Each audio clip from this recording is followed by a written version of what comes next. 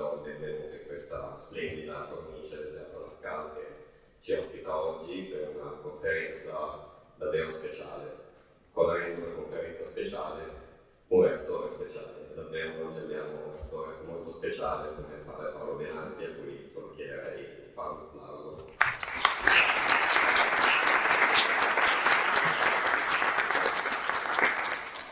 Ci onora davvero della sua presenza a questo ciclo di seminari internazionali che l'Accademia organizza per i suoi allievi, i docenti e lo staff all'interno del progetto IATLET che vedete indicato appunto anche in questa slide, che è coordinato dall'Accademia di Brera e finanziato con i fondi della Next Generation EU.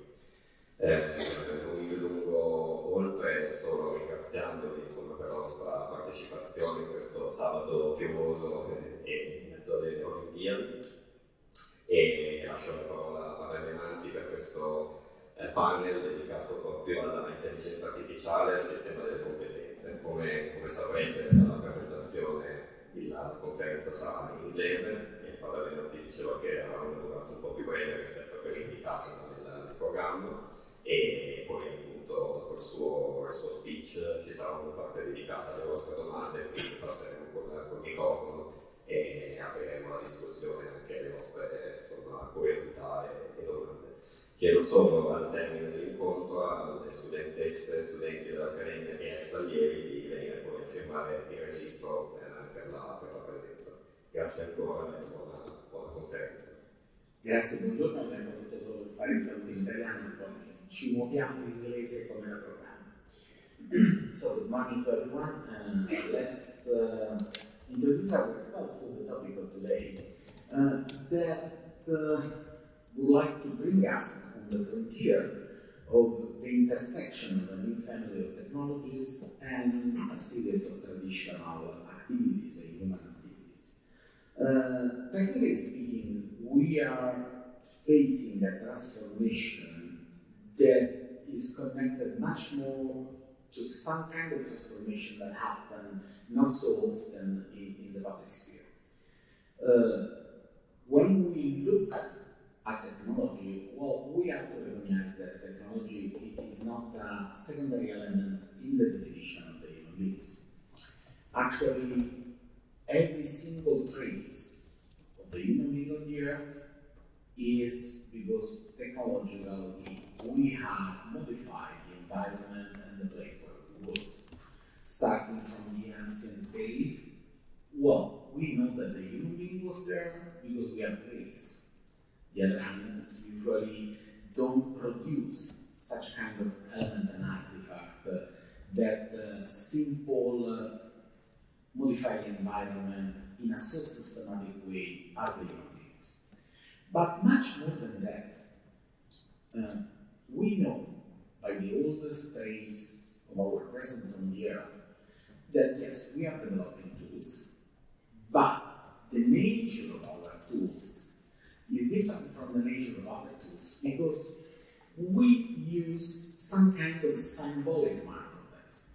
So it's not just a matter of something that is used to achieve an end, but it's also the nature of the symbolic, of the symbolism on the tools that make of that kind of tools a qualitative, different element on the rest of the living beings on the earth. So yes, we know, for example, Castor use tools to alterate the flow of the waters. But 60,000 years ago, we had cave painting, we had symbolic mark on our pone, on our roads, that has no utility, but say something about the human beings. Well, I'm approaching to the topic of today in that perspective, because it's important to connect the anthropological view of technology with the innovation, to not miss the point, to go deep at the intersection of AI and creativity and skills for creativity, to not miss the point of what's at stake. So we are not simply looking at one kind of technology like could be the electrical engine that can transform, for example, things that happen on the stage, from muscular power to the electrical power and nothing else. But we have to recognize that we are handling with something that, for example, in the generative understanding of AI, can, for example, hack or change forever one of these core layers of symbolic expression of the human beings. But before going on in such kind of discussion, we need to do another step. And the next step is, what is technology? And what is technology for human beings? There are a lot of scholars and philosophers that has a reflection on technology. Some philosophers used to think about technology in the late 18th century, when the amount of technology seemed to ping on society in a new form. But if we accept to understand technology as something that needs a reflection only when the amount, the quantitative element of technology arrives over a threshold, in some way we are missing the point. So we are reflecting on something only when the how much is too much is important. There are other philosophers. I'm thinking, for example, to a series of German philosophers that was active between the end of the 18th century, 19th century, and 20th century, that we are used to call neue anthropology. They are German philosophers, and they start to look at technology in a way that we can define as a new.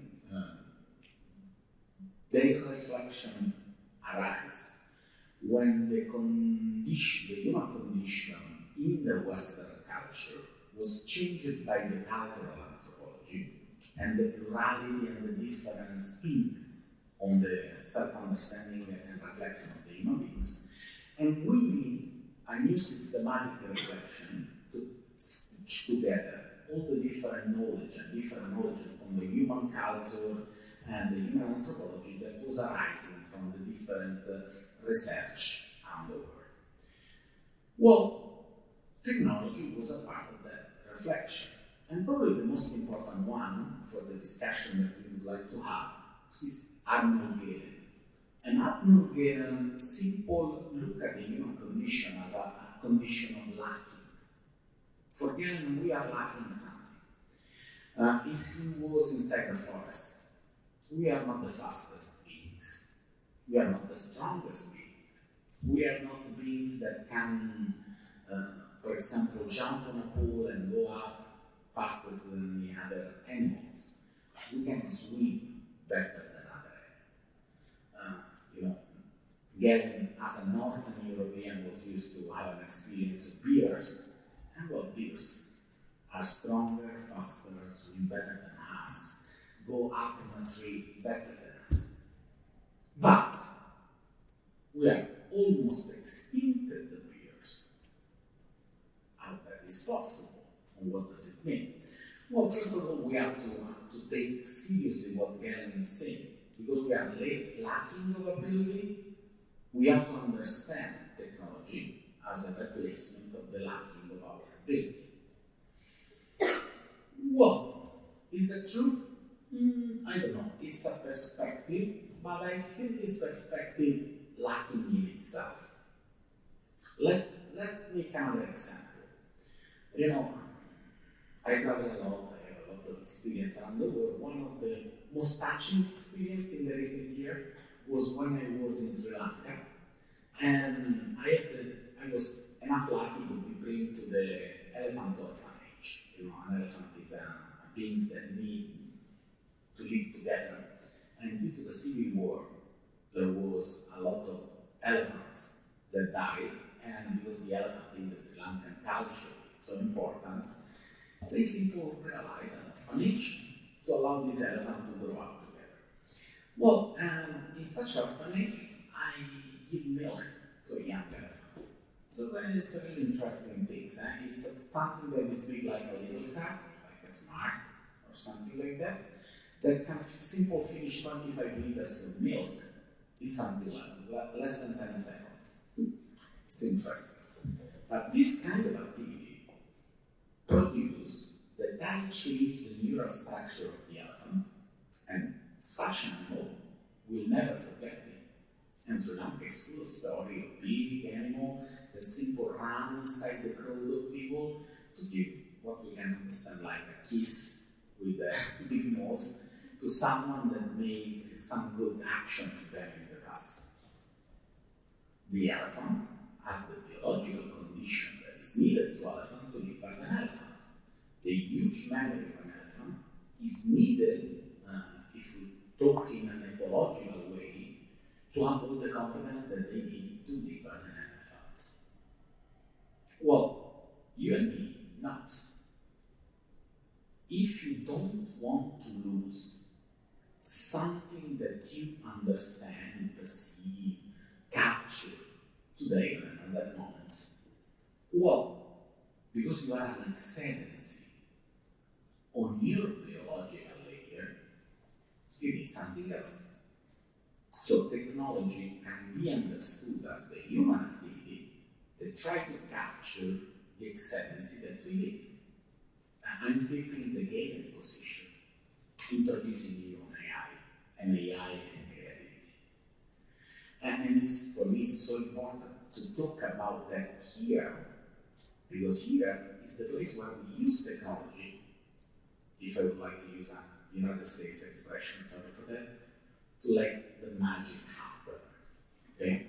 To allow something to be produced that allow you to see what is not seeable to be captured in a story or something else.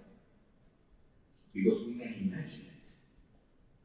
We can experience something that goes beyond the simple biological layer of ourselves. And so technology can be understood as the sign of this exceedency on the biological layer of the condition of the human beings.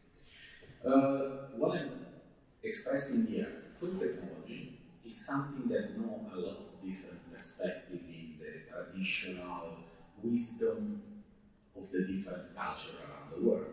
So you can talk with some Sufi, and they give you almost the same answer, approaching from a different things, and things like that.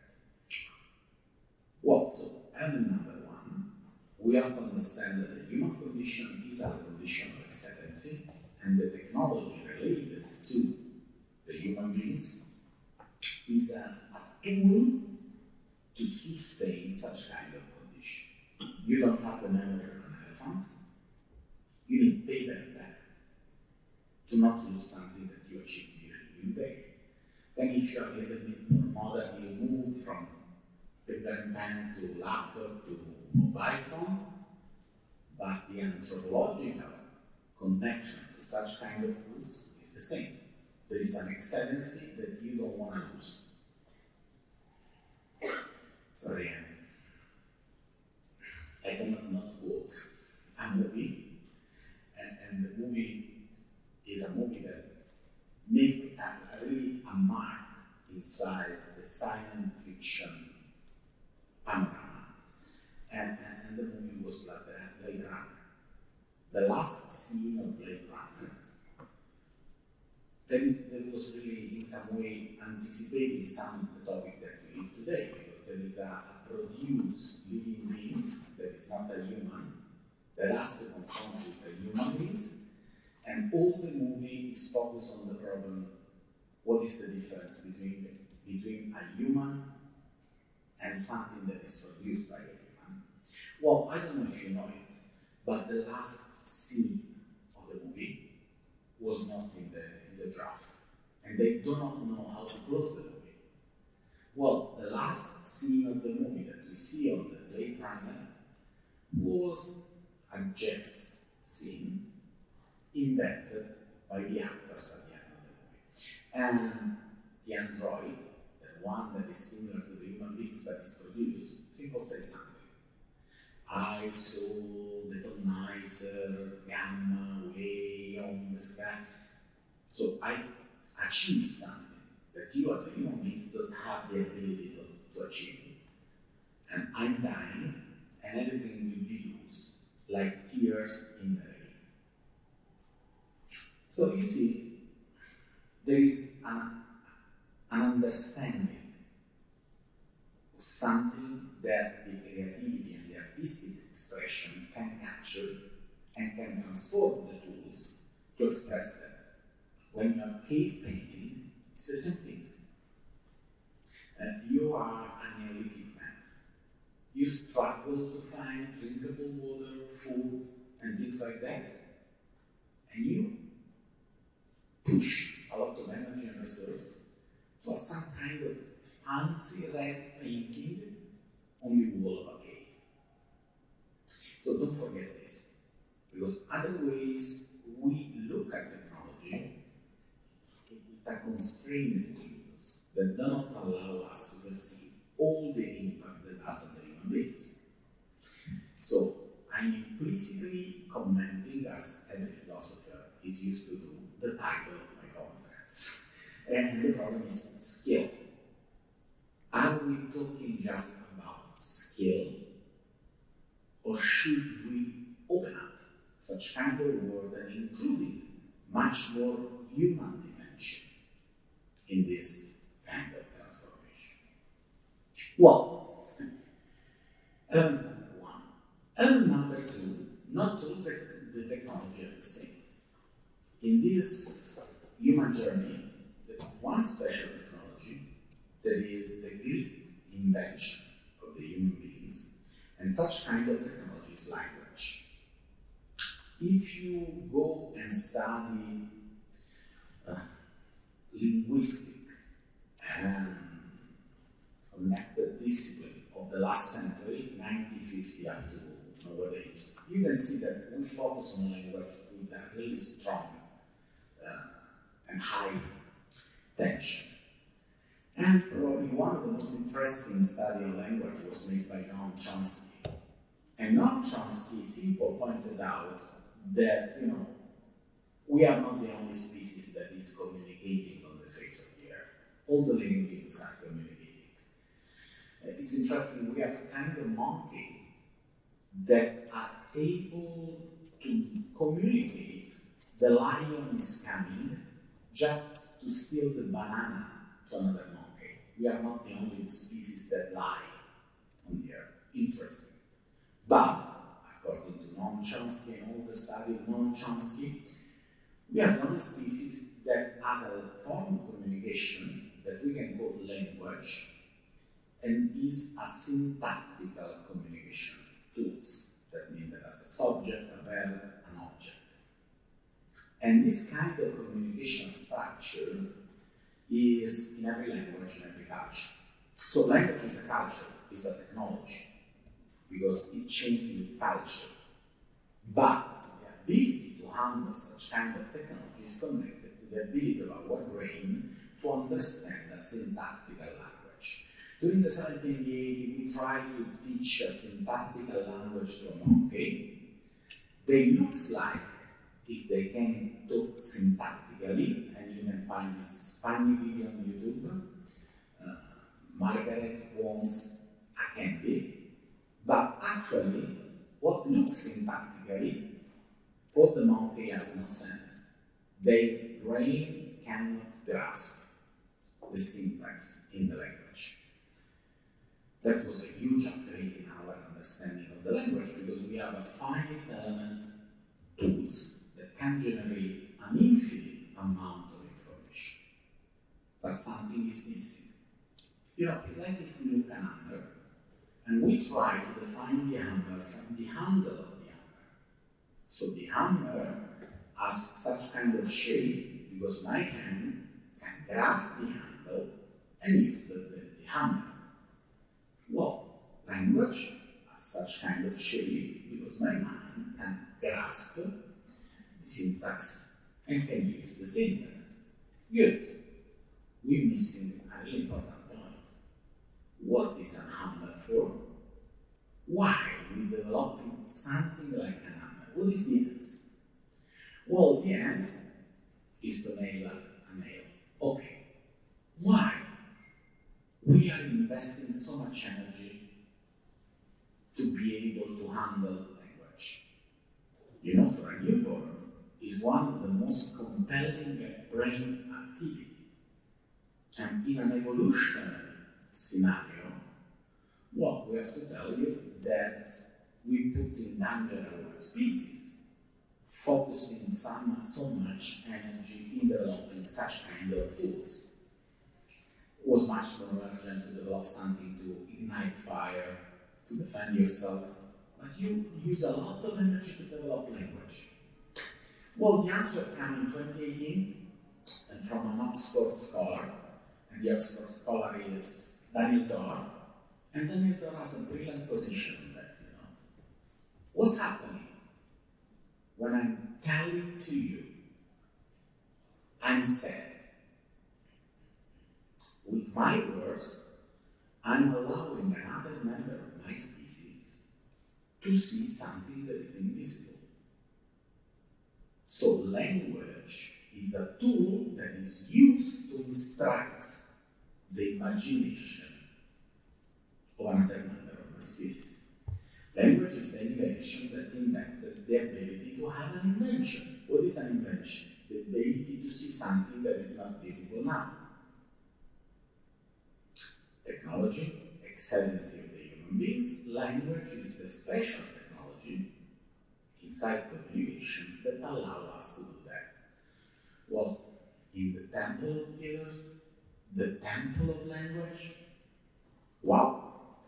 And by the way, we are talking about technology that, like the printing press, are changing the language. So, these premises that I'm doing to you told us that changing the way in which we shape the mail probably has a social impact that is much little than changing a core element like language. It's not the first time that we change the language. The first time happened with printed press. And we move from something that you can hear or see written to something that has a standardized shape. There are a couple of scholars, Eisenstein and Ong, that has a huge study on what happened to our mentality when we move from handwritten language to printed language. We change our mentality. We start to grasp reality from standard size and measure. We move from a conceptualized world to a measurable world. And like Eisenstein is used to say, that start a permanent renaissance in the culture. Well, just not to anticipate something that we will see later, we are changing again the language. From spoken language and written language, we move to printed language. Now we move to computed language. We are talking about the impact of AI, artificial intelligence, and technology to our world in an age in which we are flipping page with a magnitude that is not less different from the magnitude used by the printing press some century ago. So this is the horizon. Well, there are no such things as a general purpose technology for language, A general purpose technology is technology that is used for everything. Can you use language for everything? Empirical answer. If that was the case, there are no such space for email, fax, SMS, and different from language. My Italian major is really clear. I use my hand to talk. Word are not enough. But try to make an example. If I have to tell you how to tie a rope, just with words, it's a so difficult operation. Take rope A, take rope B, flip rope B around rope A. Counter flip? Oh, difficult. Let's make a tutorial on YouTube and you see it. So language is not good for everyone, but it's a tool that need other kind of visual companion too. That could be the way why we don't use just the word in the theater, but we should use also scenography and other tools. Because it makes the communication act more powerful and more effective. Well, but language is a tool give us an ability that no other species has. The ability is the shifting. When Stuart Russell, philosopher, was used to say that there are no such things as two dogs that can bite one to the other, that they are some of two poor but really honest dogs. Dogs don't have a history. When I'm talking to you about Napoleon, I'm producing a shifting in time that makes you imagine Napoleon as present here. So, the ability of shifting, of making visible things in different time from the time in which they happen, is connected to the development of such kind of technology. Welcome to language. We can understand, and we will see better,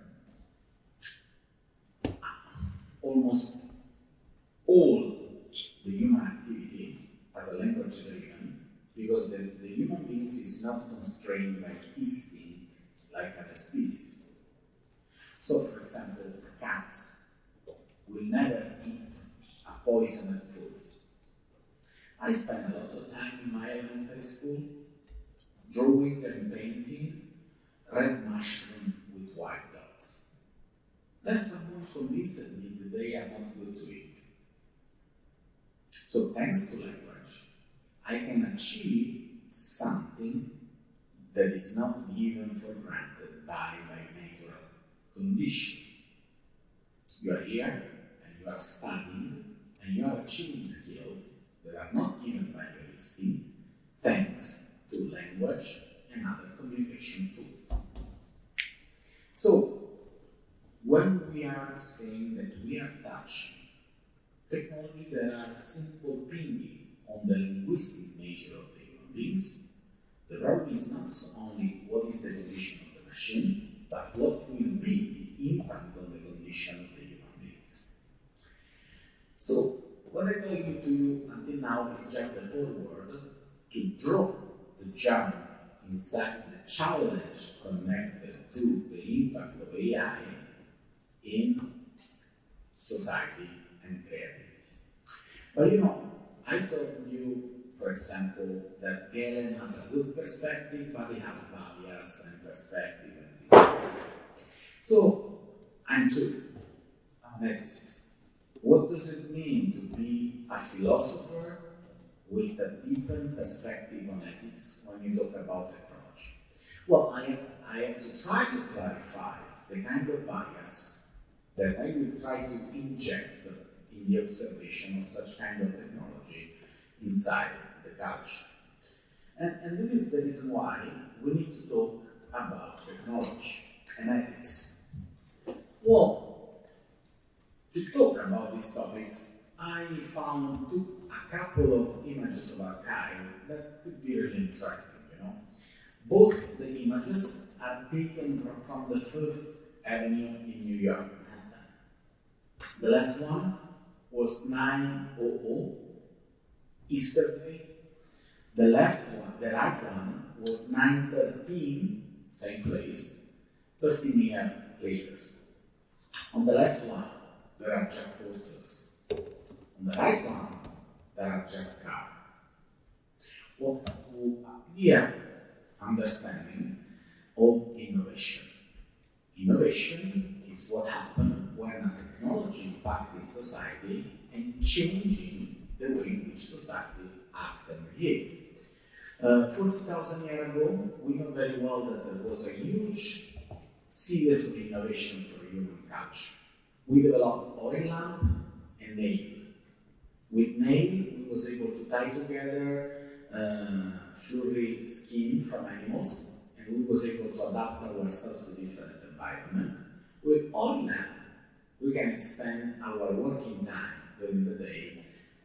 That is a thing that other animal was not able to do.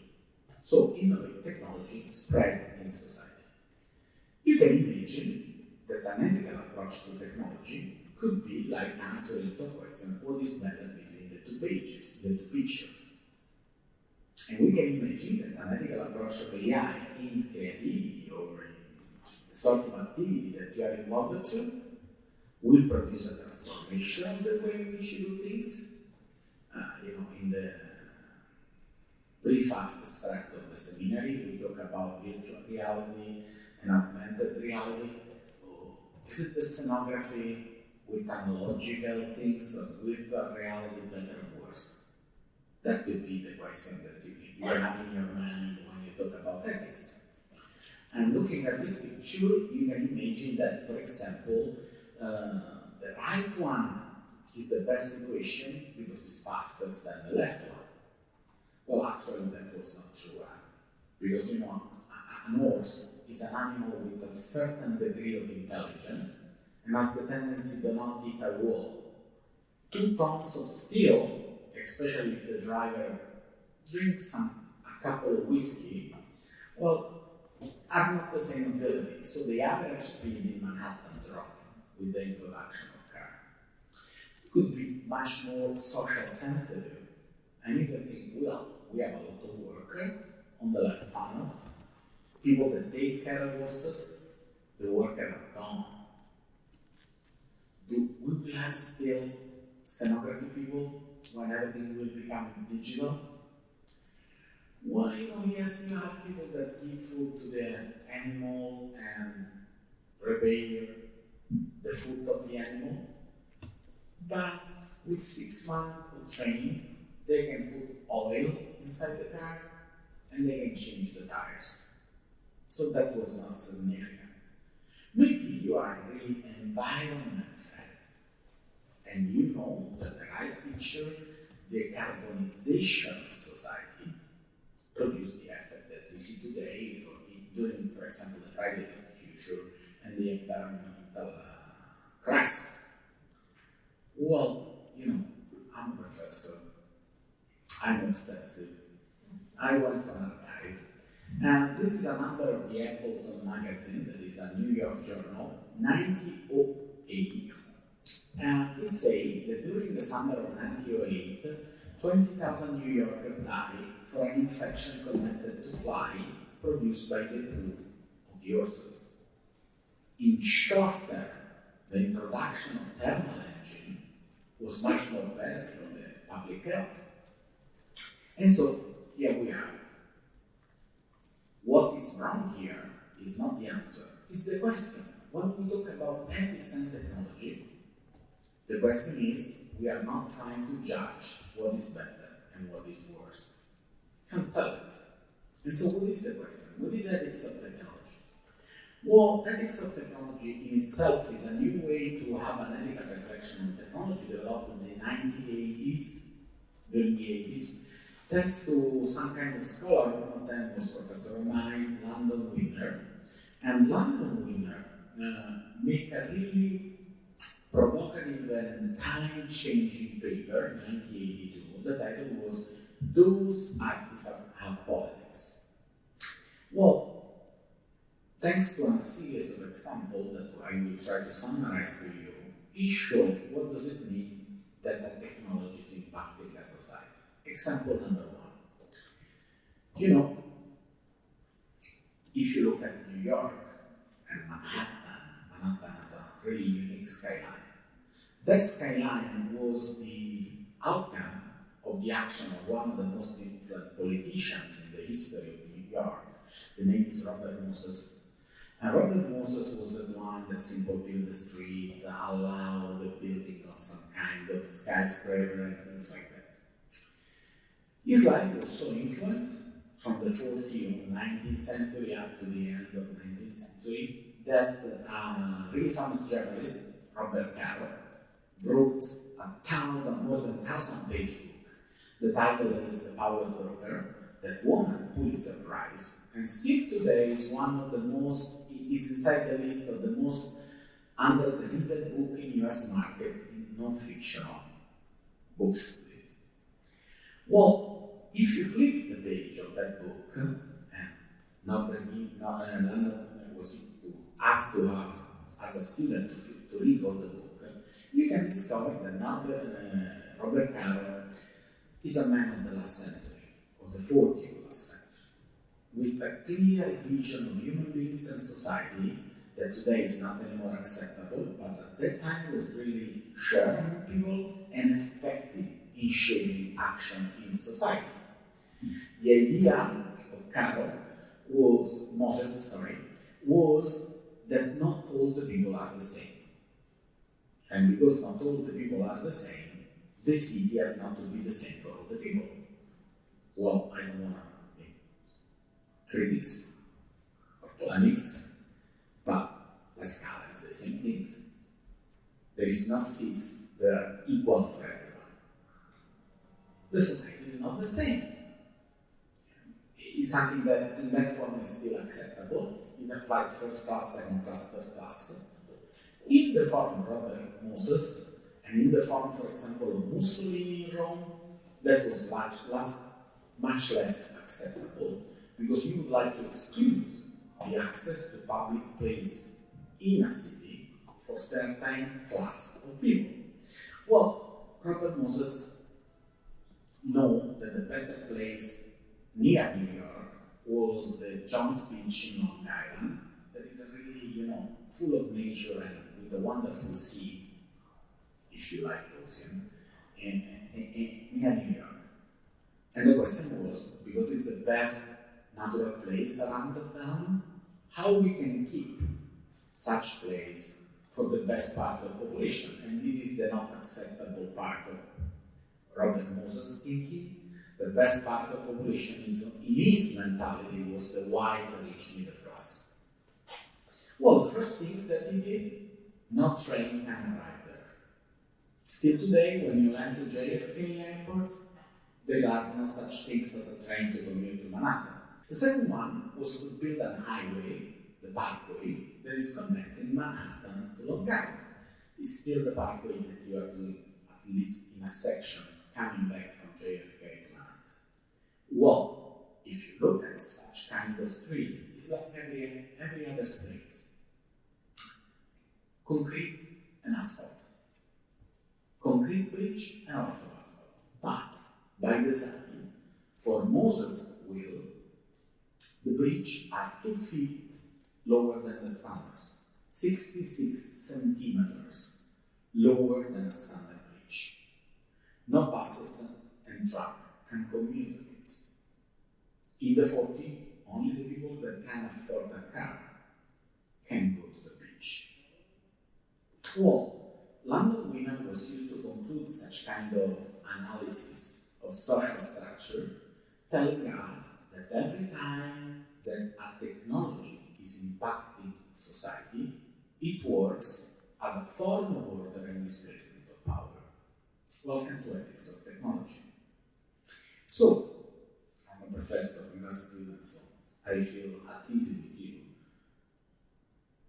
AI will work as a form of power and displacement of power in your field. We passed through a pandemic. In Italy, we simply give jab and vaccination to people according to an algorithm that was embedded in the regional healthcare system. So we have a constitutional rights, the right to be healthy, and we have a technology that ordains such kind of rights inside the population, according with a form of power. So what was made before with concrete and asphalt by Moses, now is made by algorithm inside the society. So probably you define yourself as a creative. Try to force an AI image generator to produce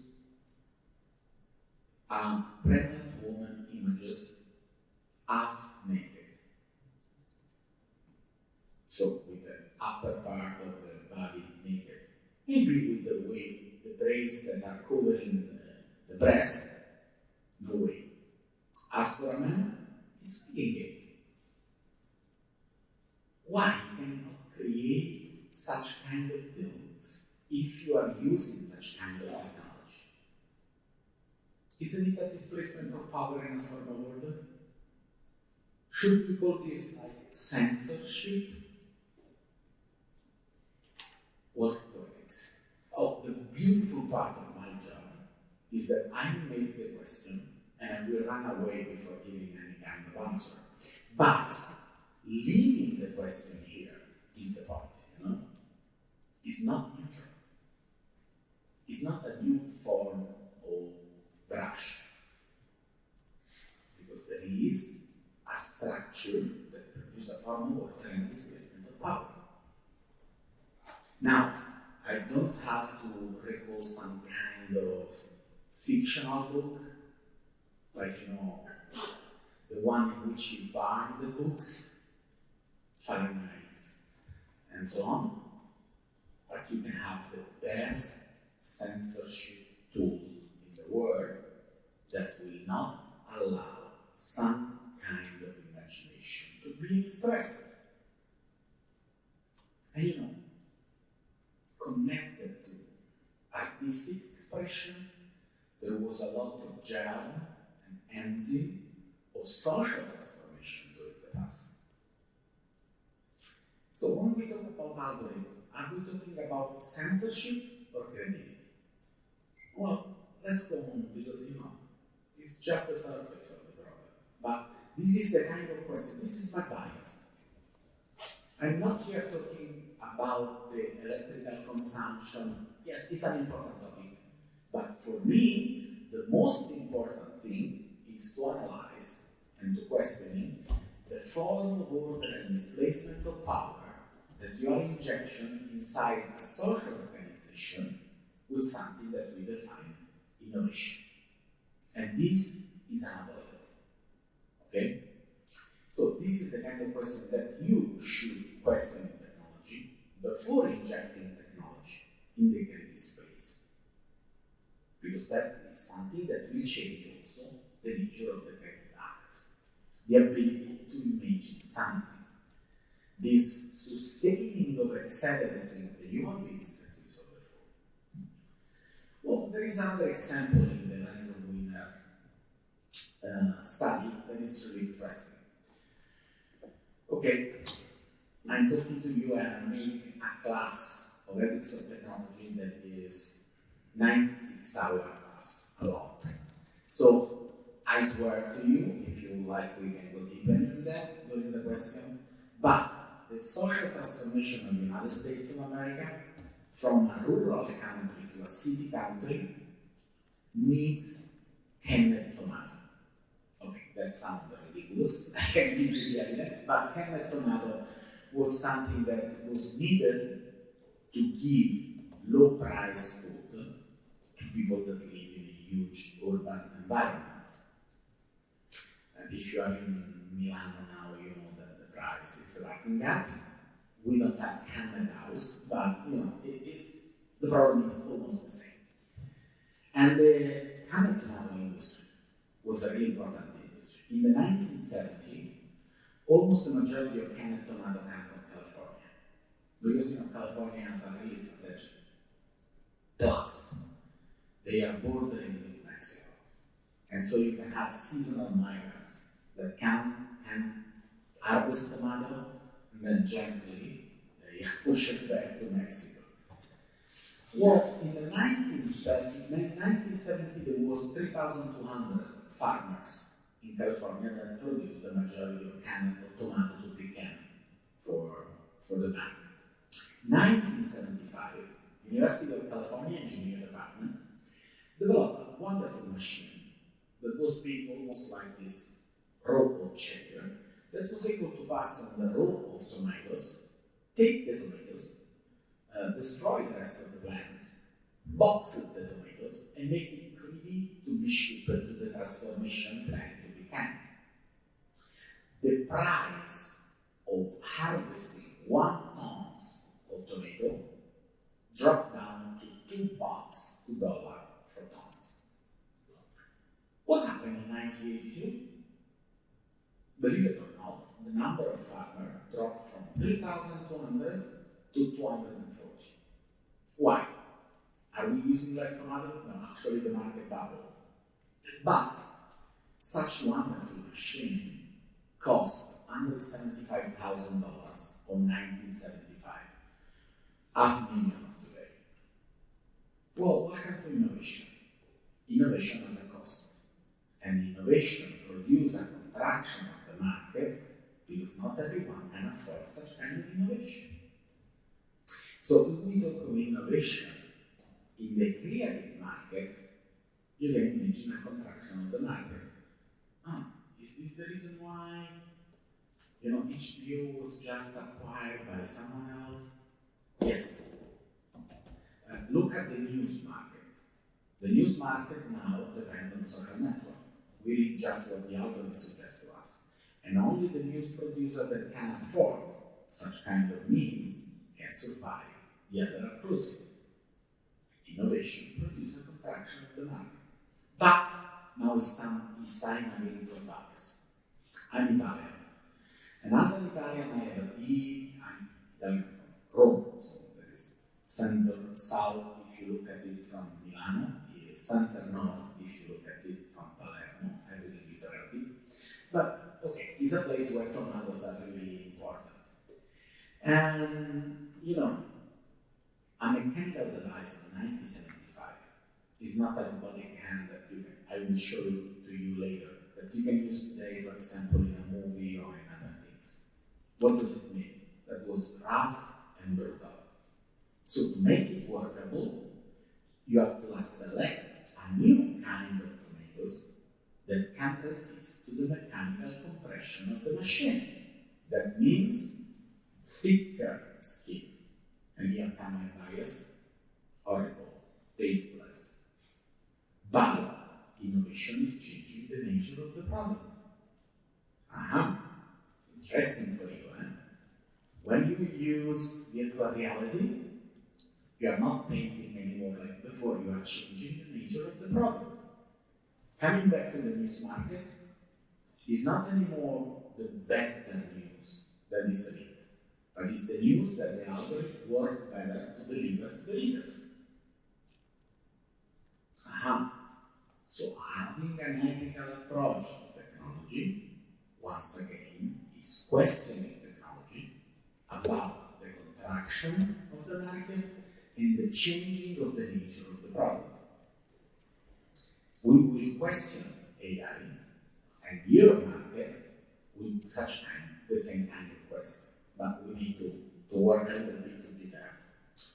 Third element, this is not in the London Winner paper, but this will grow with 50 years of reflection. We have to recognize that there are two families of technology in the world. Family 1, special purpose technology. Family 2, general purpose technology. According to every kind of philosophy, human being is an in-need beings. Means that you need to eat and drink to not die, and you have a lot of needs. Well, a special purpose technology is a solution that I brought out to satisfy a need. I'm thirsty? Well, this is the solution. Innovation is the development of new kind of solution to this special purpose. So I can move from glass to a pipe that enter inside my bloodstream, or if you love fantasy or science fiction and you see Dune, I can develop a special suite and things like that. Okay, just to play. But there is a moment in the human history in which we develop a family of technology that is not used to make something, but they change the way in which we do everything. Welcome to general purpose technology. Electricity is not used to do something, but it's really tough to find something today that works without electricity. AI is not a special purpose technology, but it's much more as a general purpose technology. What does it mean? That you can expect a lot of AI-driven solution in the future. Like when you work in a theater, it's really different from the 18th century, in which you will find people that has a muscular work on it. Now you have electrical system on this. I don't know if this is a good news or a bad news, but it's something that we need to understand the nature of the technology that we are facing. And now, let's jump inside the technology that we would like to analyze. But maybe I spend 1 minute simple to asking to myself, that is a rhetorical form to asking to you, why AI is so important today? Okay, we can develop a new surgery to transplant liver, but we don't say that this is the game changer of society, political structure, and everything in the world. Why we are saying that it's so unbelievable what we are doing here with AI? Well, because, I'm a philosopher, so I love this kind of journey. Because we change the reality. The reality is not anymore the same, and we produce what we call a software-defined reality. And because AI is the last layer of software, if we understand that we have a software-defined reality, what does it mean? We can achieve why AI is much more powerful than the bridge on the or the tomato harvester that we saw before. What does it mean, software-defined reality?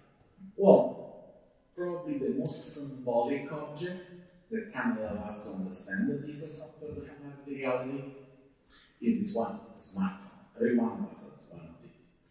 Well, if you have the last model, probably you spend amount between 1,000 and 2,000 euros to have such kind of square or parallelepiped or aluminum or titanium, glass, and silver.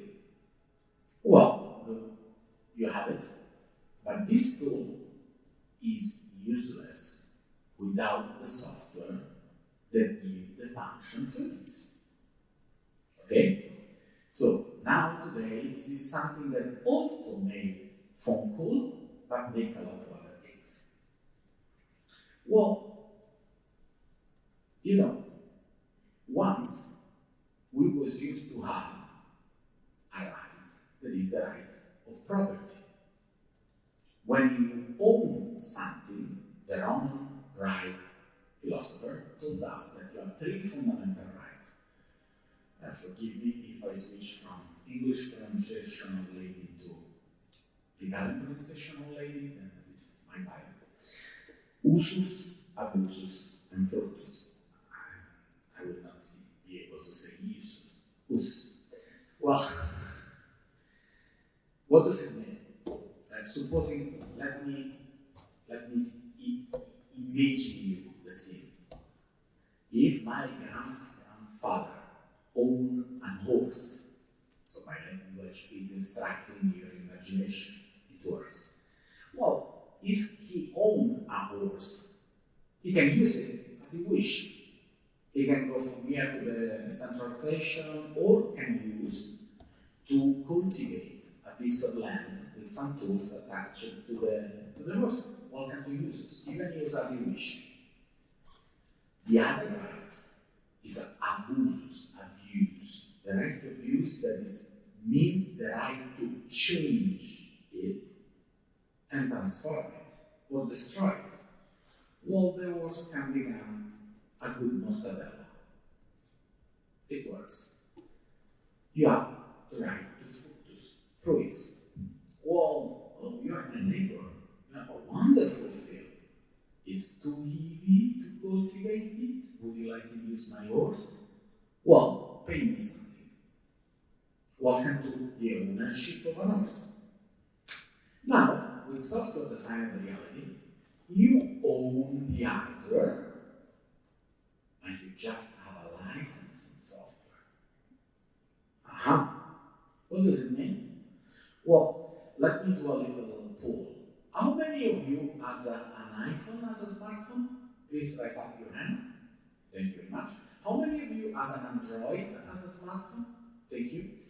People with iPhone can send with a drop a file with people with an Android. Did I make a too touchy example? Well, it's it's something that you can do when you share something with a phone? The answer is not. Not. But it's wireless, standard protocol. Why you can't? Are you not the owner of your smartphone? Welcome to license. You have a reduction of ownership. Well, can you make a new software for your device? You have to move to an app store and things like that. The answer is no. You can broke the phone, but the hardware, they are empty. You buy a new one, but you cannot touch the software. But what is absolutely subtracted to you is the fructus, the right to have the fruits of your use of your phone.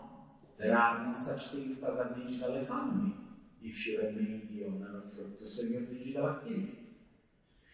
Well, can you imagine the transformation of a really traditional hardware system to a software-defined hardware like an electric car? An electric car works thanks to the software that is inside, and you don't own it. I don't want to say the brand name, but you understand the brand name. The software is not yours. And when you say, I would like to go there, if the software says, no way, there is no way. If the software says, you will not open the door, you will not open the door of your car. Is still your car? You know, it happened. Huh?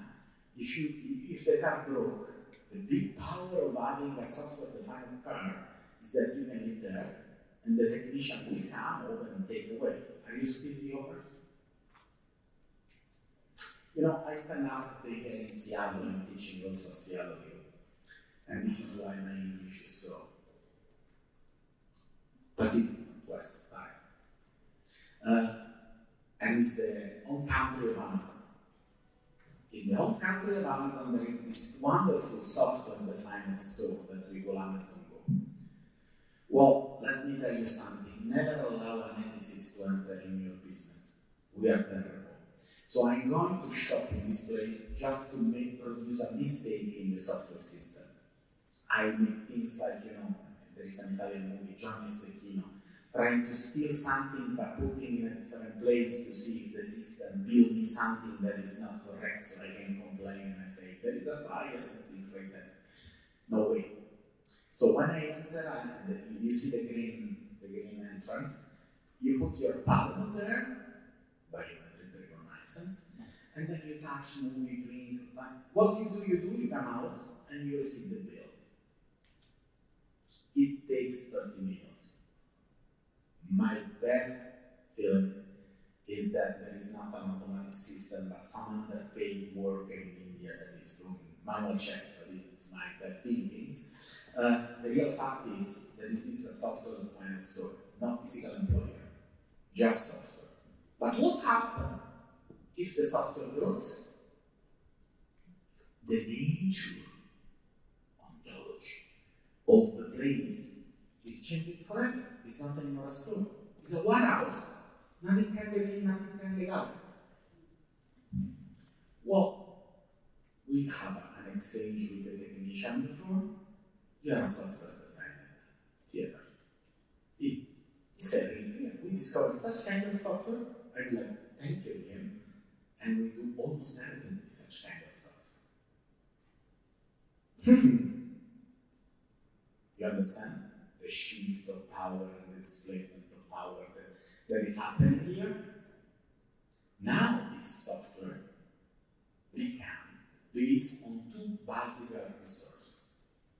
Computation, and it's the next step in my presentation, and AI. So AI is so important today because we change the reality in a software-defined reality. And you know what? If with a standard software, you own the ends of your action, AI is a system that has its own ends. So AI is so strategical now because it's subtracting still the ownership from your device, from your ownership. From a strategical point of view, for a business like this one, I'm shifting back on someone that teaching political science. Faculty is endangering your sustainability. So the reflection is not just for the skill and profession, but it's also for the surviving in a market-based entertainment system. Because this is a shifting of power and is a transferring of fruits from your activity to someone else's pocket. Well, but this is connected to computation. Computation is a really recent human activity. So we can change the nature of the object, because when I say I would like to give an hammer on a nail, now it's not anymore an electrical power, electrical nail things, or a mechanical power that produce that, but there is a computation that makes calculation. Well, computation is an interesting journey. We can spend a couple of hours on that, but we don't have it. But the digital computer arises during World War II. It stands to two wonderful computers that the Anglo-American defeat the Nazi fascist army. One computer was Colossus, developed in Bletchley Park, and is the one that Turing used to break the Enigma code, the coding machine that Berlin used to encode order to all the army. The other one was ENIAC, was in the United States, and was the computer that was used to solve in a fast way the partial differential equation of von Neumann. That means the equation that was used to shape the lenses to deflect the explosion that inject the nuclear explosion. So nuclear bomb and defeating the enemy stitched together. Well, ENIAC was the production of the most powerful technology of the West. And one of the engineers that worked on ENIAC said, wow, ENIAC is unbelievable. You can fix such kind of equation 30 minutes, 28 to punch the card, and 2 minutes to make the calculation. The human being is the bottleneck. Well, but Watson, CIO of IBM at the time, that was involved in the production of ENIAC, looked at ENIAC and said, unbelievable. But after the war, we can sell this maximum 6 or 7. So that teacher told us don't make projection on technology because it's faulty. But after the war, thanks also to political decision that was the ability to give on license the transistor, that is the elementary name of computation, computers spread around. And during the 50s and the 60s, computation simply changed the structure and the nature of organization. With a centralized computation system, the name was mainframe, in which all the computing action happened, and a lot of satellite where input can happen. You can imagine easily why. If you need 30 minutes to give data to a machine, well, there are a lot of people that can use simultaneously the machine. So that was the system. And during the 50s and the 70s, such kind of system spread in society and changed the nature of organization. Because the organization started to change the process to use computational power. In the 1970s, the most powerful computer in the world was in the Pentagon, and it shaped the organization of the US Army. The second was in the central, in the headquarters of Walmart, and was shaping the organization of all the scaffold of the food distribution in the United States. That you learn from Tomato really crucial for the kind of life that is needed in the United States. Displacement of power and form of order. We changed the nature of the office thanks to the introduction of computation. That could be interesting to reflect. The office arises from the West Indian Company. The way in which the West Indian Company organizes itself is the office, any kind of office. And it changed also the state. in French, office is bureau. Bureaucratization is the application of the West Indian Company office to the administration of the state. From the 70s, it changed and became computable one. And this is a big changing that we didn't reflect enough. But, in the 70s, culture changed forever.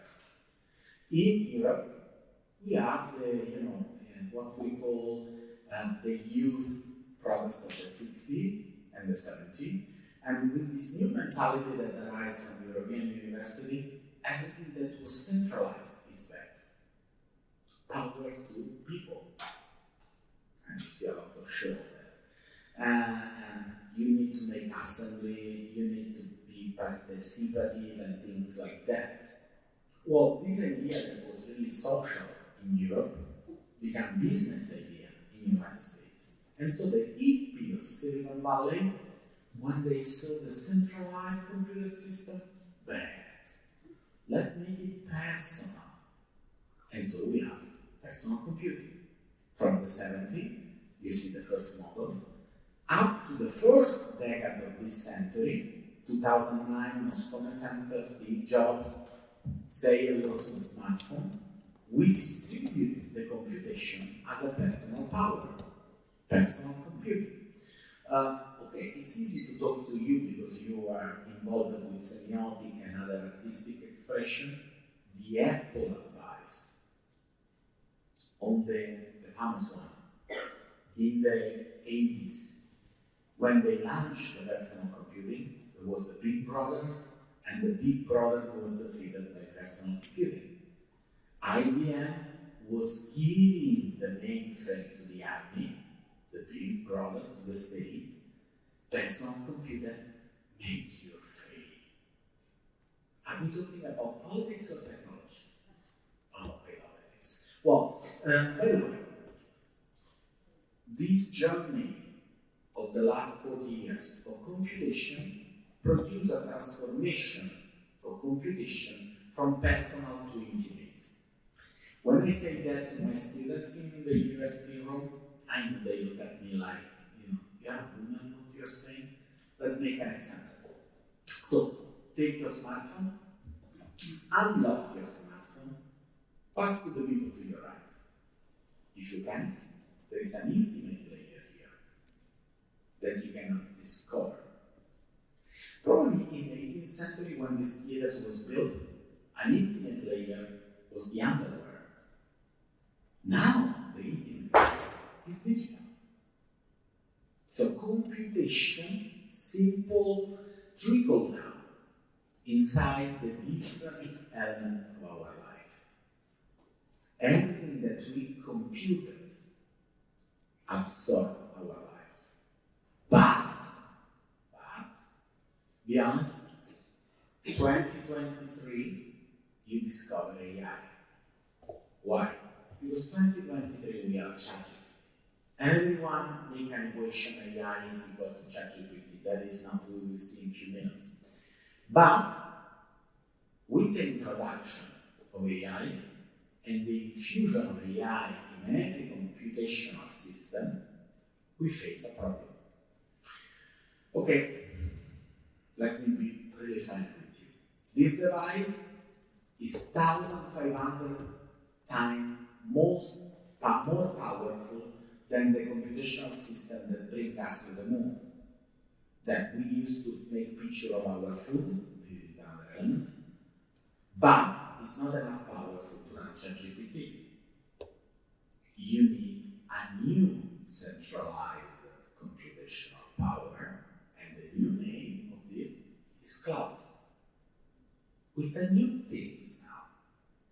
You see, because computation trickled down inside society, the process of our society are computed, but now don't belong anymore to your individual computational power. Now they belong to the new centralized computational system that we call cloud. And there are 5 clouds in the world, 5 cloud companies. 3 are North American, 2 are Chinese. What kind of concentration of power? When we use AI, we are saying that we decide to have a dependency on supply chain on really few players. And that is something that could ping or change the sustainability of a business. You know, there was a huge politics on a huge chain like Amazon, because it looked like Amazon paid too few tax for the amount of market that they have. But if you look at the account of Amazon, 98% almost, I don't know how much actually now, of the revenue are cost of computation that they built to another Amazon company that is AWS. But AWS is not in the country where Amazon is. But what does it mean for you? That the computational layer in your business can eat the margin, can eat what you take for yourself to get by. This is a problem. The day in which you jump in computation, and I will show you the last part of my presentation, what a huge entertainment company like Disney is doing. They are developing in-house to avoid such kind of dependency on supply chain. So it's not just a matter or if you would like to go to the beach by foot or by train. There is a matter who is the owners of the height of the bridge here. So when we talk about the impact of such kind of technology in your business, once again, it's not just a matter of skill, but it's also a matter of who defines what is the skill that you need to do that. And it will come with a price. And it will come with something that can change forever your activity. So before, when you are out from the Accademia Scala, you was able to be, for example, a good scenographer. And it's on yourself. But if you will be a good scenographer with an AI system, you need to pay the AI to be the scenographer that you are. You see the change of the model? You are not anymore the owner of a field with tomatoes, but you need the machine to harvest the tomato, to stay in the market. Otherwise, you cannot have such kind of price that keep you on the market, and the contraction of the market will happen. So ethically, pinging on such kind of innovation means questioning such kind of transformation.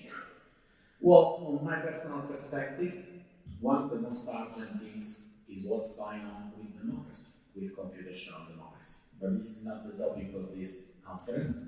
A new book of mine is coming forth to actually, between April and May, if I correct, draft coming back to today. One is the new logic of domination, because computation is a form of domination. And the other one is what happened to the sovereignty when you play with that. But now, it's time to focus on this new way of software that is AI. What is AI? Well, we have to recognize that AI is a really fancy word. We dream, because the language is able to instruct our imagination when we see artificial and intelligence stitched together. Well, let me demystify such kind of dream. And, well, AI is something that is connected to the arising of concept of information. Claude Shannon was one of the most brilliant engineers and mathematicians during the World War II that has to work in the United States at Bell Labs to a system that allows safe communication between Washington and London. You know, you need to have a safe channel of communication to avoid that the German and the Italians can hear you. And to do that, he developed a new theoretical category that is the category of information. A lot of problems, we spend a lot of talk about information. We don't, because we are not sure what is an information. But after the war, he used the concept of information to produce a little toy that changed forever the reality of our machine. So the little toy was a little mechanical mouse with a really humble name, Theseus, like the mythological one, that moves himself inside an electrified maze. This is a still shot of this documentary in which Coach Shannon is showing to people how this tool works. It's a grainy and dusty you can find on YouTube. Theseus, the mighty mouse. So the maze is under the hood of the maze, and you can see a lot of wire that connecting all the metal wall of the maze. The mechanical mouse was released at the center of the maze. What the mechanical mouse does? Runs right. Before and after, he hit the wall. When the mouse hit the wall, close a circuit, and the circuit produces an electrical signal, an information. This information produces a rotation of 90 degrees of the machine that continues to run in another direction. Again, hit the wall, change the direction, and things like that. Hitting the wall after hitting the wall, the machine finds the exit from the lab, from the maze. Well, if I hide the food for your little puppy, and the puppy finds the food, what do you say? Wow, it's intelligent. It finds a solution to the problem. Welcome to the core blueprint of artificial intelligence. Artificial intelligence is a shortcut to obtain something that is similar to what we call in a living beings to an intelligent behavior in a machine. And it happens because we use information to control the behavior of machine. That's it, nothing more. Well, this kind of invention by Claude Shannon happened in 1947. It hits the market in 2002-2003 with a new name. The name was Roomba, the little vacuum cleaner. We need to be able to not wire all the houses, but to put everything inside the vacuum cleaner. So that is just a problem of innovation, but theoretically speaking, it's the same thing. The vacuum cleaner run, hit the wall, change the direction. Don't. You know, this was a toy, but during the war they used a new cultural, vibrant environment in the US university, and all the people of different disciplines meet together, and they meet together in a club in which Shannon was one of the members. The club was the cybernetic club. The founder was Norbert Wiener, a really genius man. When he was 24, he has 4 degrees and 1 PhD. Genius man. And he has the idea to produce a framework for the use of information to control the machine, and the framework was named cybernetics, from the Greek cyber, that means cuber, that is the name of the controller of the ship. Well, you know, it's looked like, according to some sources, like William Clay, that during the famous first meeting that shaped the name of artificial intelligence for artificial intelligence, the other name was cybernetic. I know Accademia, it's a wonderful place, but there is some kind of friction among professors. And it looks like that McCarthy said, call as you wish, but not cybernetic. Because, you know, the relationship among the two was not so good. And so we call it artificial intelligence, this idea of a systematic approach of the use of information to give to the machine a function that has not before. The machine that made the Industrial Revolution was a machine that was able to surrogate the human muscle. Now, the machine, controlled by information, can acquire from the human beings an end, find the exit of the maze, and then adjust the means to produce that. Welcome to the new machine. You can ask, where is the the best pizzeria around you to Siri, and Siri use the means to produce such kind of ads. Well, but as usual happen, the best understanding of transformation happen. We need to recognize that come from a woman. And this is the case. Margaret Mead, she was an anthropologist. She was married with a famous mathematician that was part of the cybernetic group. And she has a brilliant idea.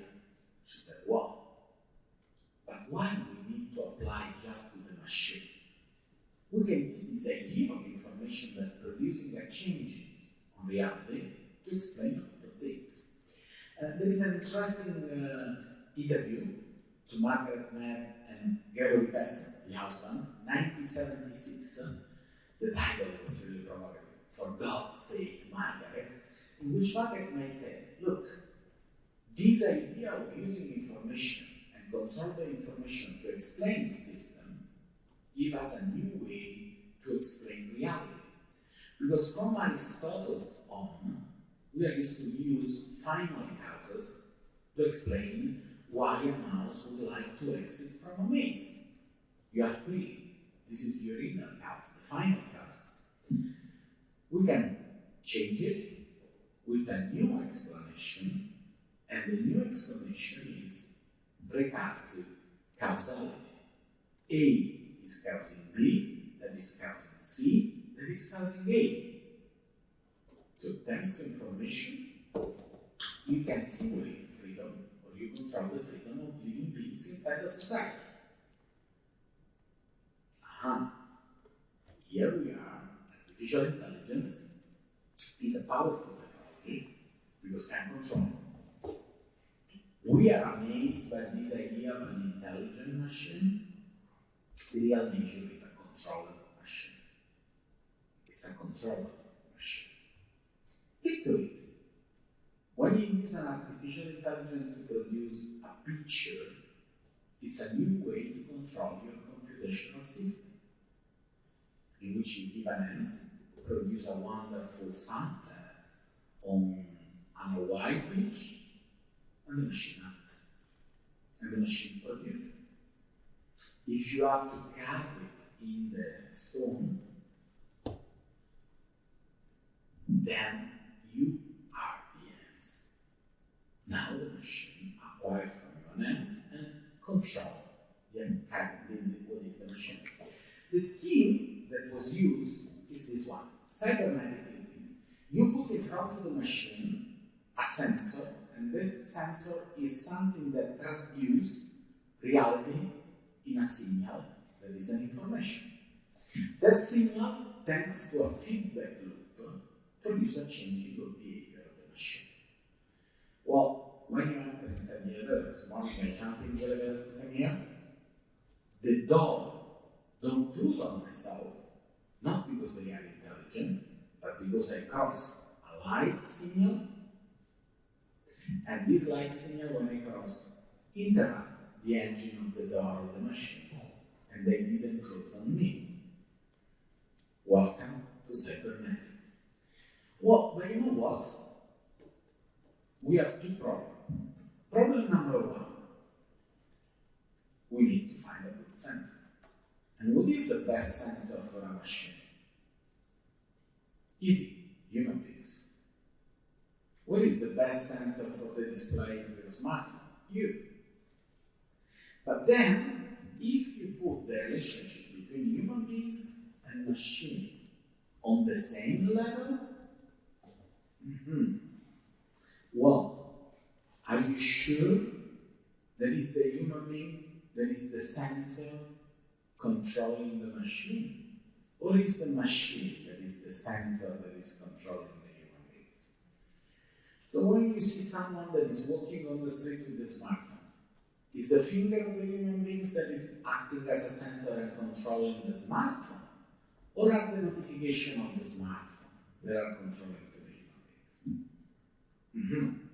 Now, Berliner wrote this kind of book, The Human Use of the Human Beings, Cybernetics and Society. Well, I don't want to be too much pessimistic or extreme, but the question is easy. The day in which you will paint with AI, are you the sensors that are controlling AI? Or is AI that is shaping your imagination, making as a sensor? So the design of user interface or the formation that we need to be able to use and not be used by such kind of tools is the key element. Because AI is a controlling system. And the way in which we put the control in society will produce a form of order and displacement of power, like Norbert Wiener said. Well, easy jumping in one of the biggest things here is that the human being is not a sensor, but is a decision-making system. And we are used to decide thank you to something that we are used to call reason. Okay? Well, like Daniel Kahneman teaches us, he won a Nobel Prize. Well, our decision-making system is not one. Our reason is not one. We have two systems, System 1 and System 2. Well, System 1 is acting 95% of the time, is unconscious, fast, associative, a sort of automatic pilot. Well, when you walk and talk with someone, with your friends, you can do two things together because System 1 is in action.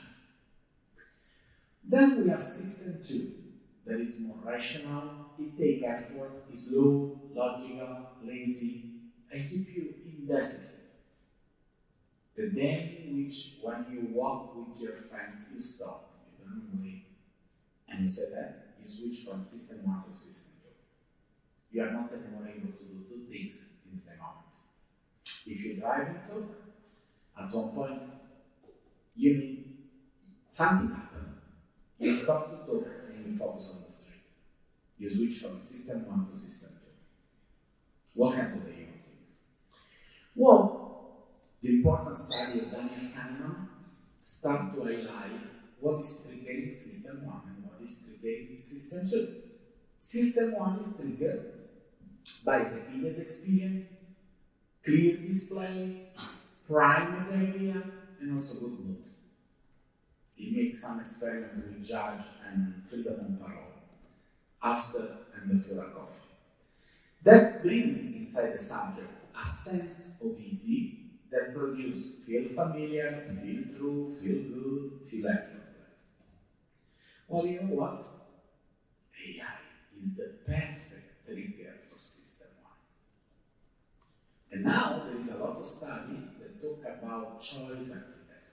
So the using of an AI system to trigger a condition in System 1 and produce the behavior of people.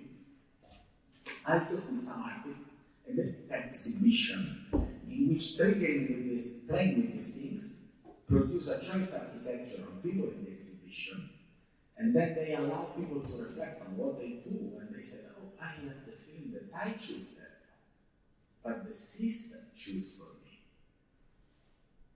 Well, interaction with AI need a special layer of formation to avoid to be triggered to System 1.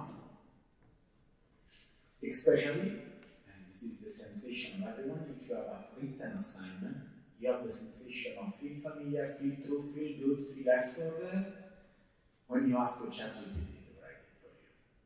That could be wrong. So, that is a challenge. It's interesting, right? Are we talking about technology or are we talking about human beings? This is the science of scale. When we talk about scale, we are talking of which kind of brain helmet we must give to people to be able to interact with such kind of digital substance, that is the AI. Well,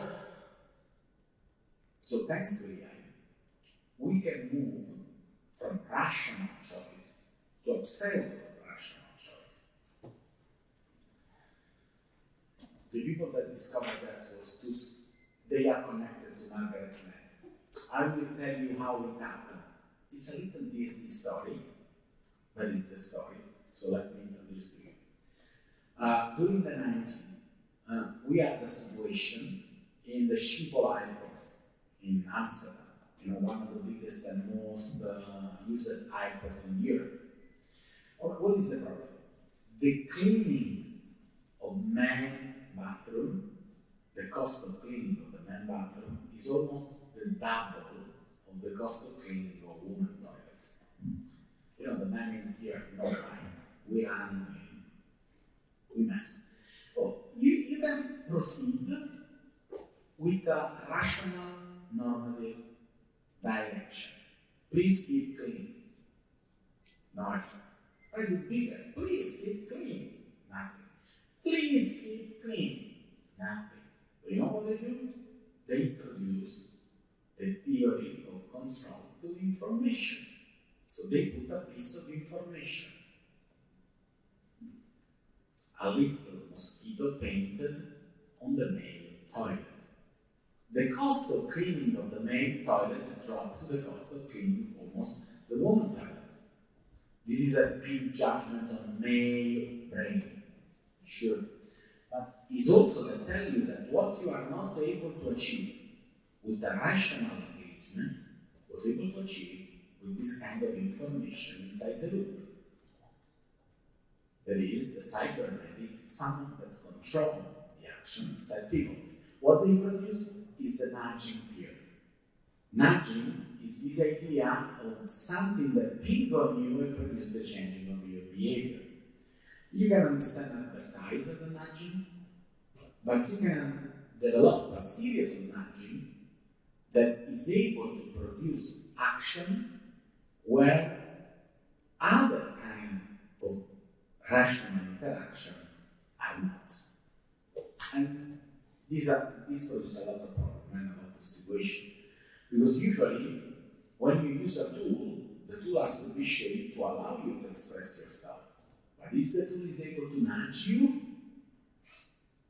is the first discussion that I make you on creativity. If there are no way to make a pregnant woman to be pictured by an AI, that is a nudging. It's a sort of removal. It's a censorship on the human body. And things like that. I use this idea of pregnant woman because we discovered it, but we don't know why there is such things. There is not someone that said you don't, but it happened. So it could be a censorship without a censor. Unbelievable. So tomorrow you can have some kind of piece of literature and no one knows why. Well, and let's go to the end of our presentation. Creativity.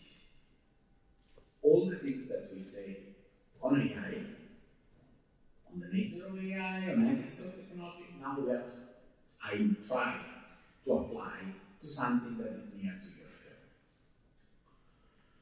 Well, to talk about creativity, we have to talk about the transformation that happened in the public sphere. You know what this is? It's one of the most costly wine in the world. You know what this is? The other version of the moon, the other side of the moon. Well, which one has the biggest quality? Well, if you think that the quality is connected to the taste of people, the wine that much more people buy should be the most tasty, should be the highest quality. Carmelo is the most sold wine in the market. So we talk about creativity. What defines the quality of creativity? Is the same problem that we apply to tomatoes. It's the amount, or is something else? You can produce the most viewed show in the history of La Scala. Is it the best one? This is a topic, This is a topic. Well, but we apply it not only to wine, but also to food. This kind of food, actually, they are not tomatoes. It's a unique mixture of potatoes and other stuff with a certain degree of fat, salt, and sweet that not other natural elements can give such kind of taste to your mouth. So it's a synthetic taste that has no equivalent in nature. It's an artificial food. And we make comparators. This book is made by Michael Moss. It's really good. It's fat, sweet, and salty. And told you how this was engineered, was a fruit of engineering of food production to maximize the sale of what kind of food, junk food. So, the idea is that we can use AI to maximize the consumption of some form of creativity, but that will be a sort of doping inside the quality of creativity field. It's a displacement of power. You don't go to see such kind of piece because it's provocative, new, artistic, but you eat Pringles or you drink Tavernello because it works. Like you keep the toilet clean because it works. Well, that means questioning technology. For example, the Disney robots for the new Star Wars that are in the Disneyland park. They are made to be able to capture with other device the feeling and the emotion of the kids that go inside the park. The robot is not a system that we develop to produce an action in the field. So instead of paying an actor that make a fake robot, it works on itself. It's an active machine. The way in which a kid hugging it give a feedback to the system that allow Disney to shape the most and different figure to interact with kids. So now there is this kind of AI-driven assistance that would like to produce one else. There is the maximization of consumption of such kind of piece of creativity based on a cybernetic control of the interaction between the creativity action and the human beings. Probably the most interesting experiment that they do was to put a series of thermal camera inside the theater, the movie theater. Then you give for free some kind of ticket to people that will see the show before the other, and according to the emotion recorded by the AI on the people, you change the piece. So it's like Pringles. You would like to maximize fat, salt, and sweet. You would like to maximize smile, crime, and fear. You change it, and it's not anymore a human creativity act, but it's a machine, AI, edited creativity piece to maximize the consumption. So we can have an emotional obesity that simple make people less sensible to a different kind of emotion. Sorry for my philosophical perspective. That is what Aristotle was used to call taumazein. The fact that when you see a sunset, you feel something that's surprising. But surprise is a soft emotion. Like a real organic strawberry has a soft taste compared to Pringles.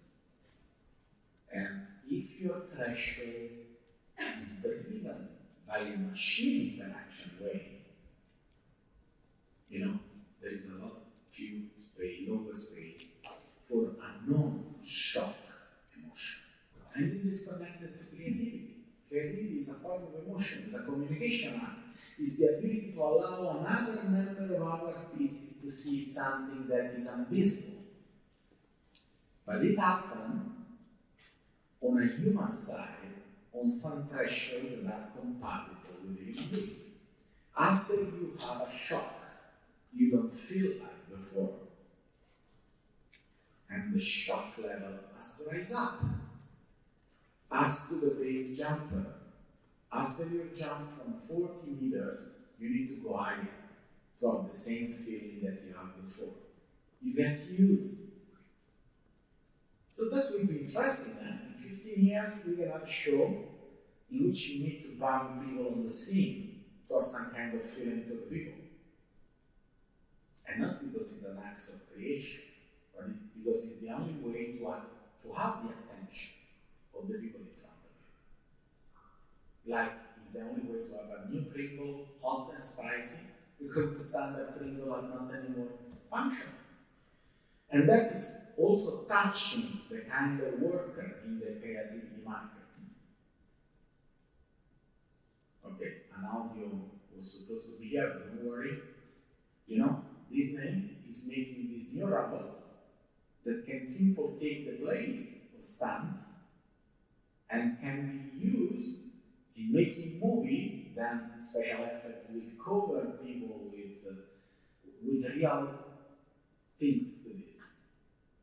If it looks like the Pirates of the Caribbean, it's because it was used for that. To make some kind of stunts that are not human compatible.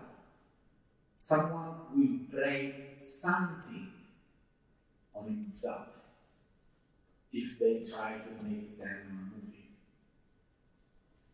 There is not anymore a human compatible action to rise up such kind of threshold.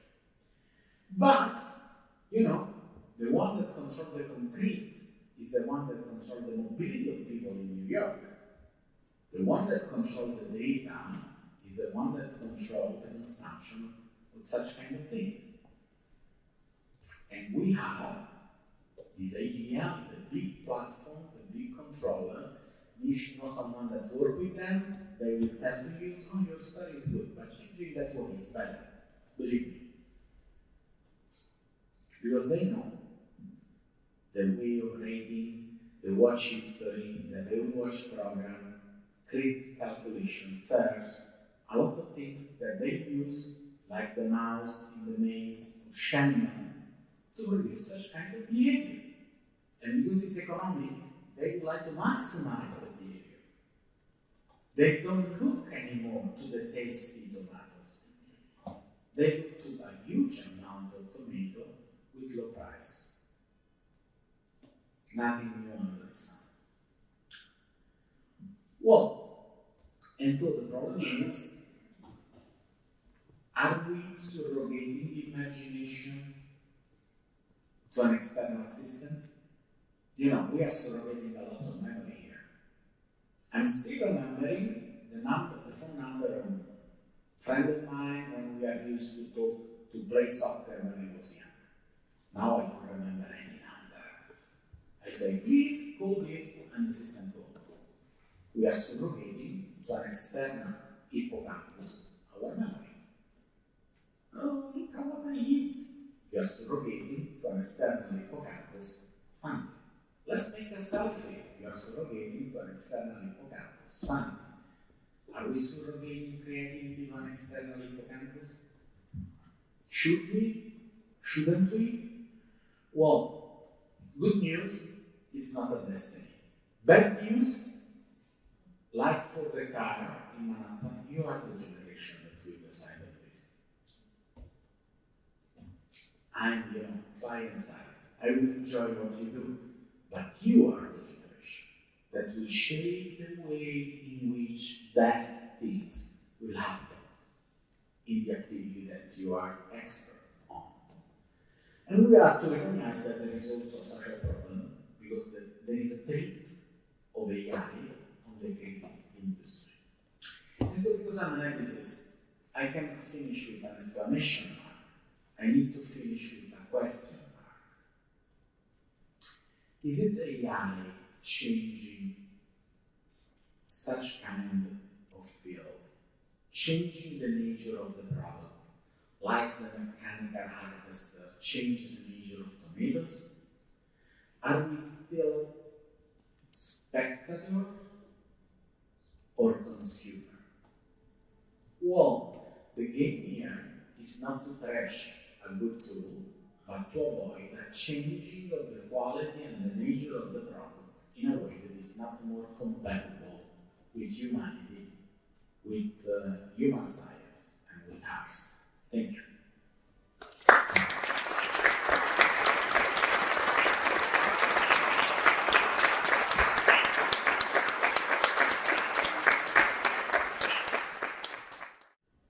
Se ci sono domande da parte del pubblico, se il professor Benanti sia disponibile ad aprire una discussione.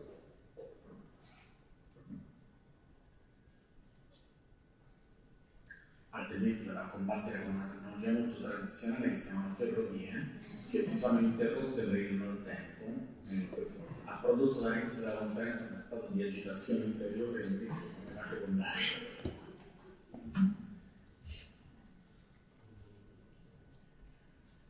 Se nessuno dei ragazzi giovani dice qualcosa, tanto sono venuta apposta per ascoltarla e sono grata di essere qui.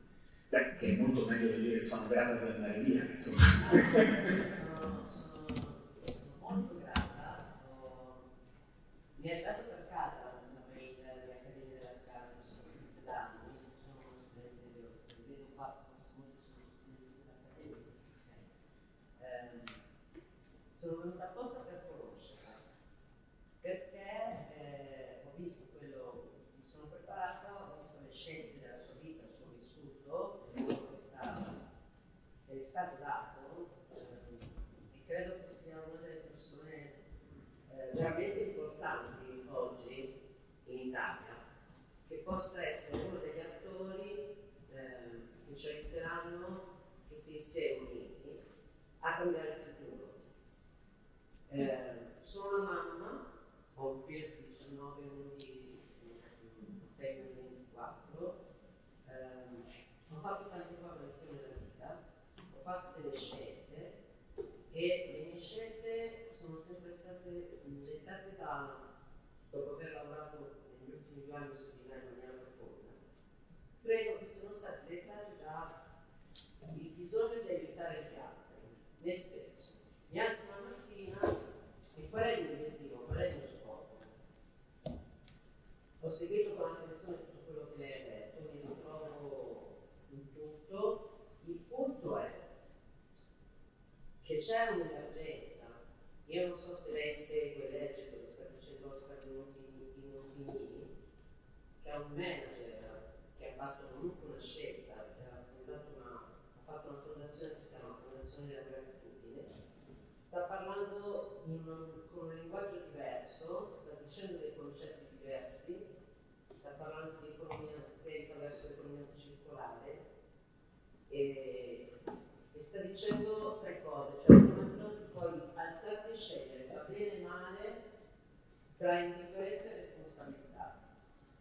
Quindi qui il concetto secondo me non è più l'intelligenza artificiale, cioè oggi l'intelligenza artificiale per me rappresenta un po' il diavolo, e quello che siamo chiamati come esseri umani è alzarsi la mattina e chiederci qual è l'obiettivo. Cioè perché io sono qua, non cosa io voglio dalla vita, ma cosa la vita mi chiama. Cioè madre terra, la Madonna, madre terra, Dio, ma Dio è dentro di noi, Dio nell'universo, siamo tutti interconnessi, esistono piani paralleli e in realtà sono quelli che conosciamo con la nostra mente. Per questo prima le diceva no, quell'input, quella linea, quel segnale. Quindi oggi qua noi possiamo cambiare la realtà. È una scelta. Mi alzo e scelgo, tra bene e male, è semplice. Amare che cos'è? Volere il bene dell'altro. E nel momento in cui amare e volere il bene dell'altro, non sono in grado di fare del male all'altro. E se è così, non posso accettare che in questo momento nel mondo ci siano delle guerre. Se iniziamo a parlare un linguaggio semplice, le cose si possono cambiare. Ho chiesto ieri sera a dei ragazzi di 19 anni, l'età di mio figlio, che erano sulla panchina con la bottiglia di alcol perché hanno bisogno di non pensare o sono invitati a non pensare a quello che è il marketing della comunicazione. E io credo invece che se adulto noi tendiamo la mano, non vedono l'ora, perché il futuro è loro, non è più né mio né suo padre. Quindi, perché sono grata all'inizio? Sono venuta apposta per dire quello che volevo dire, forse ho compreso e spero che da oggi io possa avere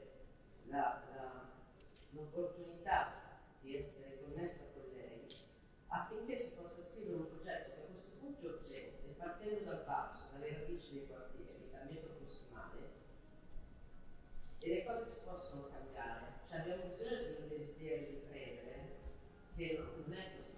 E quando quel ragazzo di 19 anni mi dice ma tanto è così cosa posso fare? Questo è un fallimento. Cioè, io gli ho detto ieri sera, abbiamo tantissimo da fare, ma proprio tanto. Mi faccio e la ringrazio per l'ascolto e ringrazio tutti voi, scusate se sono stata inappropriata, ma sono venuta apposta. Grazie. Grazie, io dico che secondo me lei ha sottolineato quello che per me è un elemento chiave, che la stagione di cui parliamo non è una stagione che riguarda la macchina, ma che interroga profondamente su cosa vuol dire essere umani. Sì. E questo penso che sia una delle sfide che abbiamo oggi. Grazie. È stato dato il microfono, quindi approfitto anch'io per fare, in realtà ho due domande. Una è legata all'ambito del lavoro, che poi si rifà all'ultima domanda, consumatori o spettatori. Ma in questo momento, occupandomi anch'io, marginalmente per quello che riguarda l'intelligenza artificiale, di, mettiamo così, formazione, alfabetizzazione, cosa suggerisce di fare quando nelle aziende, nelle compagnie, la principale esigenza in questo momento è quella di automatizzare? Non c'è una grandissima differenza anche concettuale, non lo spiego. La seconda invece riguarda il significato della parola etica in questo momento applicata a questo campo. Qualche settimana fa Antropica ha fatto, qualche mese fa, un esperimento che è uno stress test fatto appunto su diciamo un'azienda che si è prestata per verificare quanto potesse essere proattivo il sistema di cloud all'interno della relazione, diciamo, di un'azienda, di una compagnia. Quello che è successo è che ovviamente ha minacciato, ricattato una persona che aveva minacciato a sua volta di chiudere il sistema di cloud, dicendo che aveva intercettato nelle sue mail uno scambio con una donna che non era sua moglie, e quindi in questo caso se lui l'avesse chiusa, in questo modo avrebbe deciso di diffondere lo scambio epistolare con la sua amante, no? E ho visto il video in cui si faceva soltanto riferimento tecnico al meccanismo che muoveva, e la preoccupazione era quella di intercettare quelle potessero essere le dinamiche algoritmiche che muovevano Claude in questo caso ad analizzare, a fare un ricatto del genere, dicendo che effettivamente, cioè, quello che lasciava trasparire l'analisi, che il ricatto non fosse etico. La domanda poi è invece etico poi a questo punto avere un amante, cioè che cosa decide in questo caso l'etica, chi decide cosa sia etico, soprattutto nel mondo del lavoro, quando in realtà in questo momento mi sembra abbastanza chiaro per quella che è la mia esperienza che l'orientamento sia quello comunque del profitto. Ecco, questa è la domanda. Allora, provo a scomporre la sua domanda in tre questioni. Allora, la questione numero uno è se l'unico modo che abbiamo di produrre valore è quello dell'automazione. E qual è il modo dell'umano di produrre il valore all'interno del processo? E allora qui il problema non è semplicemente sostituire l'umano al processo, ma reinventare il processo. E questo è un tema più grande, che poi dipende da azienda a azienda, da azienda. No, questione numero due, demistifichiamo Power Diagram Day, non ci conosciamo.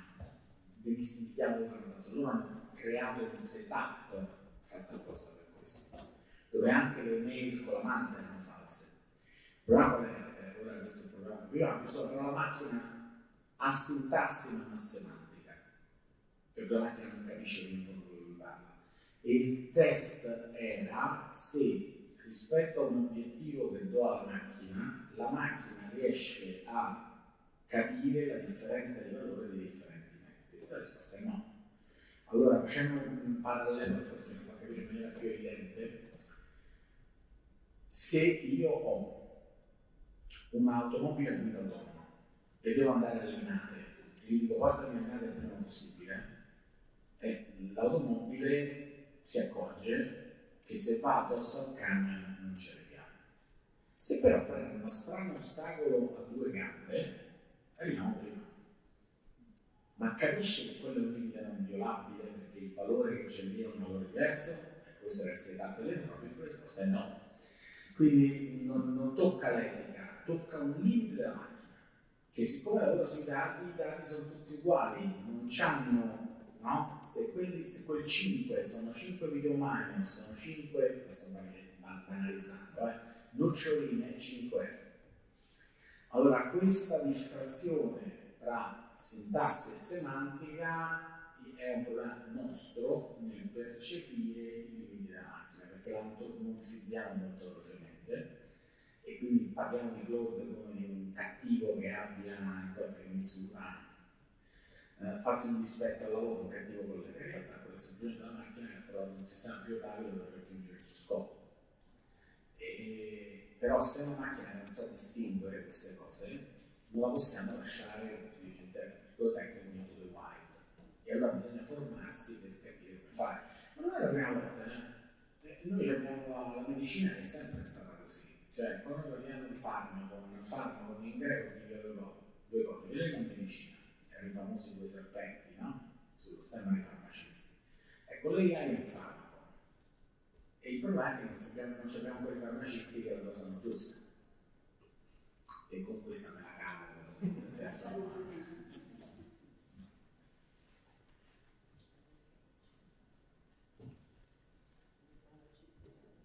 Va bene, io temo che ci sono come sia stato, che questa è una distrazione per trovare altri sistemi per tornare a Roma, perché i remi sono morti e quindi probabilmente prenderò meglio. Grazie.